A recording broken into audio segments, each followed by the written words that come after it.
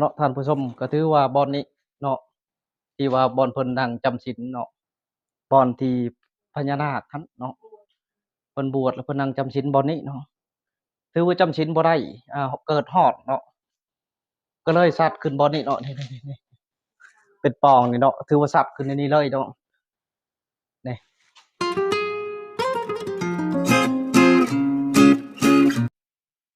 สุขสบายดีพ่อแม่พี่น้อง FC ทั้งฝั่งไทยและฝั่งลาวหรือว่าอยู่ต่างประเทศเนี่ยเนาะวันนี้มาพบกับเบาลำเงินคือเก่าเนาะวันนี้เฮาสิพาท่านผู้ชมเข้าถ้ำก็คือว่าถ้ำพญานาคว่าซั่นซะเนาะ ถ้ำพญานาคแต่ว่าเขตนี้เขาสิรู้กันดีว่าเขาสิเอิ้นถ้ำโพธิ์เที่ยวก็ใกล้เติบพี่น้องห่างจากบ่อนเฮาไปประมาณ50กิโลเนาะเราสิออกไปทางใหญ่ทางเลขเก้าแล้วก็เข้าไปอีกทีหนึ่ง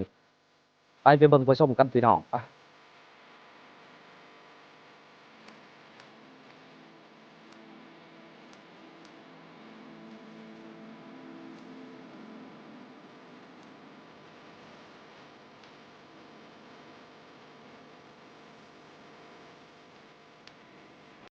นี่ก็ฮอดบ้านแป้งรถพี่น้อง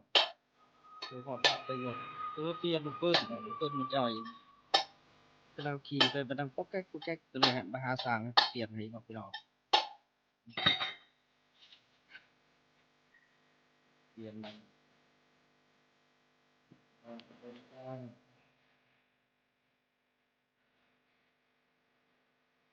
ปกติมัน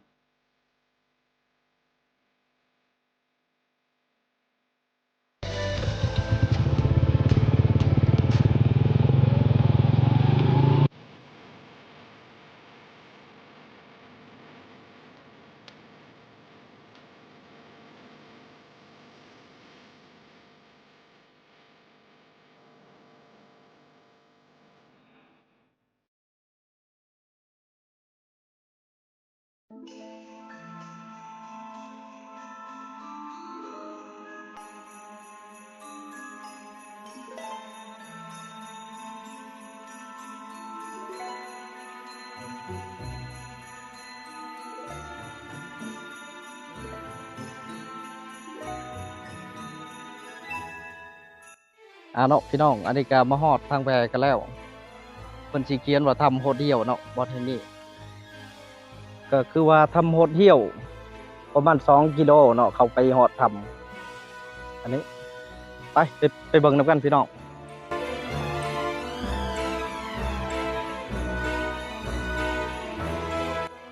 เนาะท่านผู้ชมอันนี้เฮาก็กำลังมาฮอดครึ่งทางเข้าพี่น้องไปเห็นต้นไม้ใหญ่ๆเนาะถือว่าหลายปีเติบเนาะสิว่าหลายร้อยปีก็แม่นก็ถือว่าเขตนี้เป็นป่าสงวนเพิ่นห้ามล่าสัตว์เนาะพวกสัตว์ป่าสัตว์น้อยสัตว์ใหญ่เพิ่นห้ามเนาะเขตแห่งนี้ ถือว่าเป็นแหล่งท่องเที่ยวก็แม่นเป็นแหล่งท่องเที่ยวอีกแห่งหนึ่งของเมืองพะลันไซก็ถือว่าเขตนี้ถือว่าอากาศถือว่าเป็นธรรมชาติดีเนาะนักเรียนนักศึกษาอิหยังเขาก็มาพักผ่อนเนาะไปไปกันต่อพี่น้องไป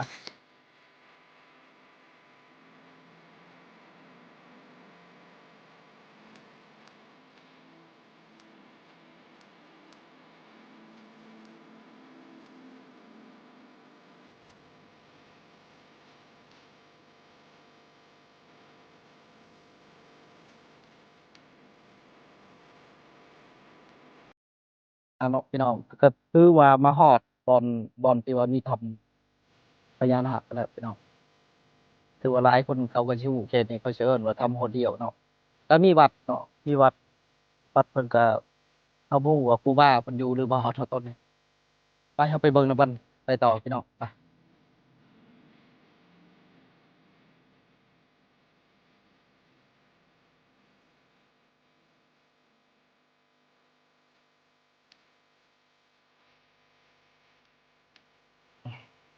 ก็ถือว่าครูบาเพิ่นบ่ได้อยู่พี่น้องเพิ่นสิเที่ยวไปเที่ยวมาอยู่สวรรค์เนาะบางทีเพิ่นก็มาบางทีเพิ่นก็บ่มาเนาะคือเที่ยวไปเที่ยวมาว่าซั่นซะคือก็ยังเงียบพี่น้องถือว่าเงียบเหงาเนาะอืมไปลงไปเบิ่งทางลุ่มกันปะ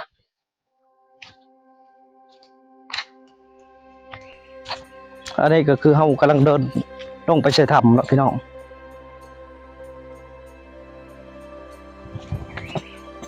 นี่เพิ่นสิสร้างเอาสิมังมาเฮ็ดบันไดเนาะพี่น้อง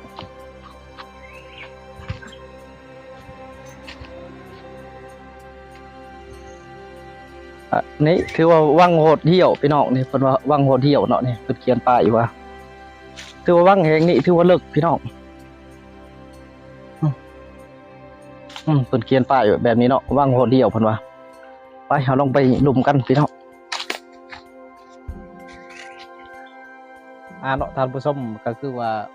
เอามาฮอดบอนวังกันแล้วเนาะ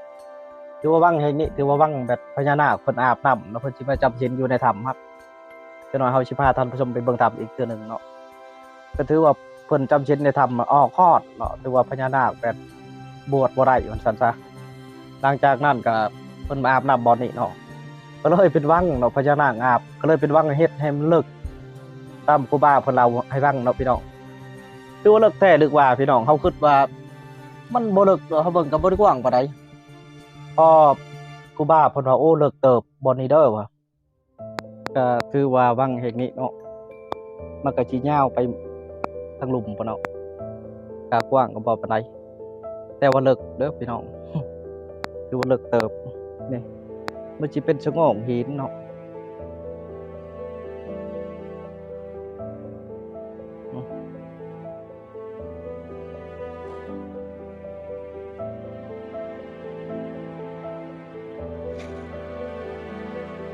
เนาะท่านผู้ชมอันนี้เฮาก็สิมาฮอดบอนทำพญานาคเพิ่นจำศีลแล้วก็ถือว่าเบิ่งเท่านี้ก็เป็นเบ็ดเป็นหินเป็นด้านเพียงๆเนาะแต่สิมีปากถ้ำอยู่ปองหนึงพี่น้องก็จะให้ท่านผู้ชมได้เบิ่งเนาะถือว่ากว้างเนาะพี่น้องสิ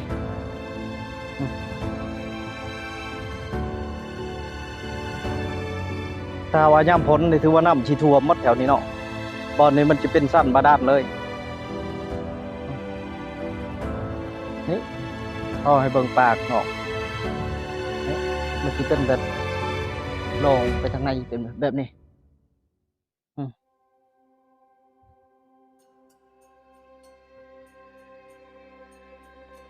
ไปเอาสิพาท่านผู้ชมลงไปสำรวจกันเพราะว่ามีทางลงอีกบ่อนหนึ่งเนาะ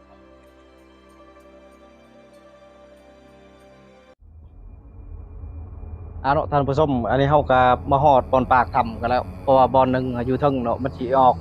ไปสู่ชั้นเทิงได้ตัวนั้นแต่เฮาลงบ่ได้เนาะอันนี้ก็ถือว่าบ่อนปากถ้ำเนาะเฮาสิเข้าความกว้างของมันก็ประมาณอยู่20เมตรเนาะหลวงสันนี่หลวงยาวก็สิได้ประมาณอยู่50เมตร60เมตรแล้วก็สิมีเบ็ดหู้น้อยๆเข้าไปอีกเนาะพี่น้องไปเข้าข้างในกันบัดนี้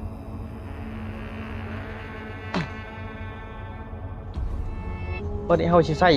ไฟฉายเนาะเพราะว่ามันอยากมืดบอลมืดมันก็มืด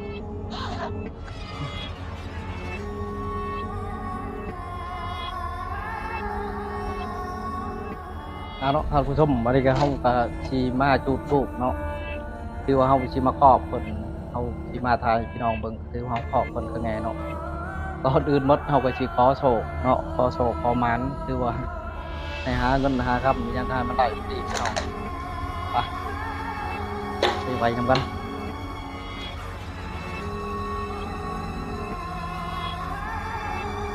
ท่านผู้ชมวันนี้เฮาสิพาท่านผู้ชมได้เข้าไปเบิ่งอยู่ทางในเนาะก็เฮาก็สิบุญธรรมคือเก่าเนาะแต่เฮาก็ย่านอยู่เพราะว่าข้างในมันมืดเนาะว่าเฮาจะฮู้ว่ามันสิมีฮู้น้อยบ่หรือว่าไปฮอดไสฮู้แห่งนี้เนาะปะไปเบิ่งนำกันท่านผู้ชมถือเฮาเข้าไปเบิ่งนำกันเนาะบัดนี้ว่าทำเขตนี้ว่าว่าฮอดไปฮอดไซส์แท้เนาะทำแต่เฮาก็ถ้าว่ามันเลิกเกินเฮาก็บ่เข้าเนาะพี่น้อง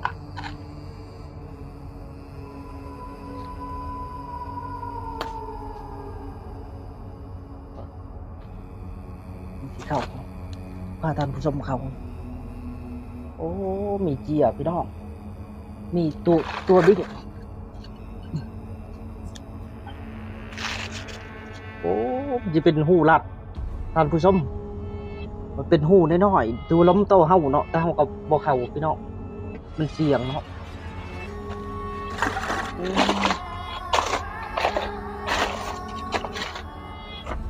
อืมอันเนาะท่านผู้ชมก็ถือว่ามันเข้าฮอดในพุ่นเนาะนี่ๆเข้าใจท่านผู้ชมได้เบิ่งเนาะโอ้มันเข้าไปเรื่อยๆพี่น้องแต่เฮาก็บ่กล้าเข้าเด้อตัวนี้ให้เฮาขอถอยหลังก่อนมันลึกเข้าไปเรื่อยๆนี่เพิ่นว่าถ้ำแห่งนี้มันเชื่อมต่อกับเมืองปากกระดิ่งเนาะถือว่าอยู่น้ำของเนาะถือว่าเป็นเมืองพญานาคว่าซั่นซะพี่น้อง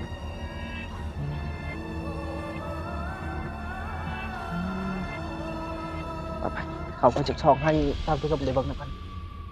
นี่พี่ๆๆมันเข้าไปได้อีกนี่โอ้อือๆไปๆ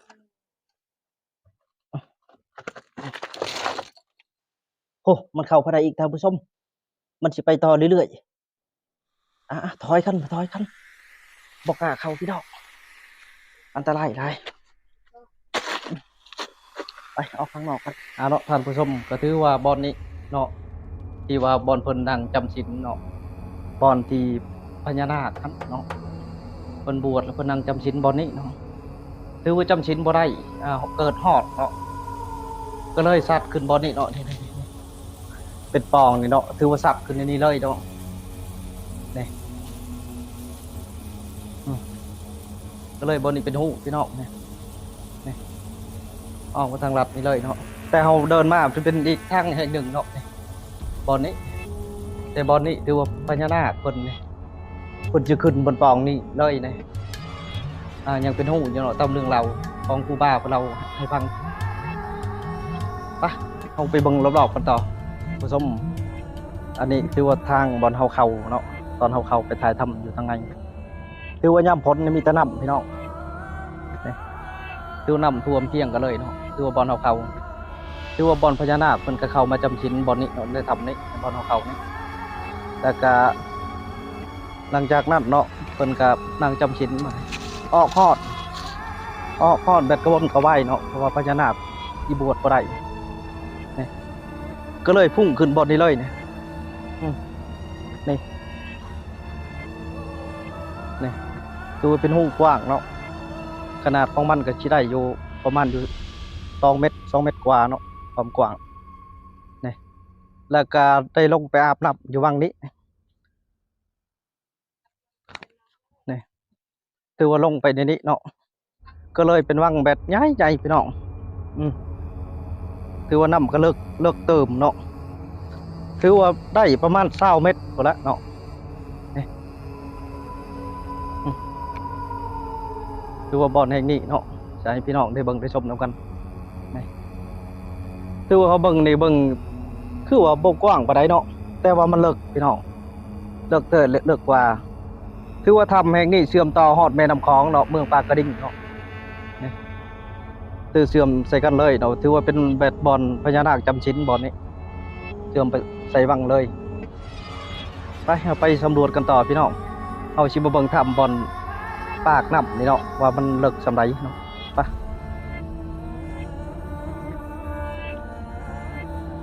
ก็ถือว่ามีบันไดเนาะก็ถือว่าเขาเจ้าเฮ็ดบันไดลง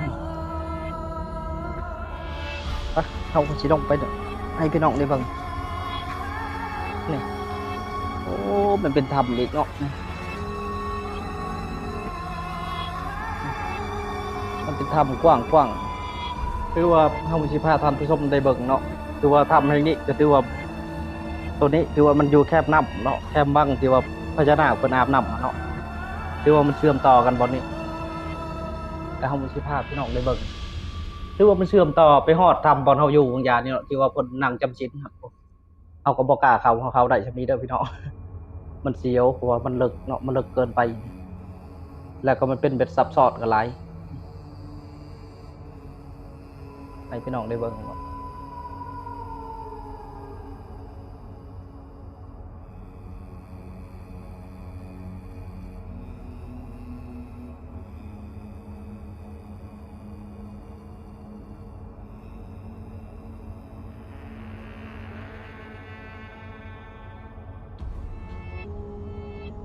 ถือว่าอากาศก็จะร้อนพี่น้องบ่อนนี้นี่ถือว่าทำบ่อนนี่มันสิเป็นแบบนี้เนาะสิอยู่ชะโงงกับบ่อนสะพังของน้ำเนาะเป็นวังน้ำอยู่ลุมถือว่าสิเชื่อมกันกับบ่อนเพิ่นจำศีลนะมาฮอดนี้แล้วก็สิมีอีกฮู้อยู่ทางลุมเนาะไปฮอดในแม่น้ำของเมืองปากกระดิ่งเพิ่นว่าถือว่าเป็นวังของพญานาค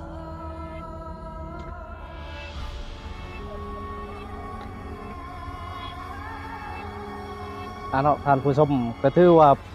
อ้อมแม่มเขตนี้ก็ถือว่าก็เขตของถ้ำกับพญานาคว่าซั่นซะอืมพญานาคเพิ่นอยู่เนาะถือว่าถ้ำแห่งนี้สิเชื่อมต่อกับเมืองปากกระดิ่งถือว่าบ่อนนี้เป็นบ่อนจำศีล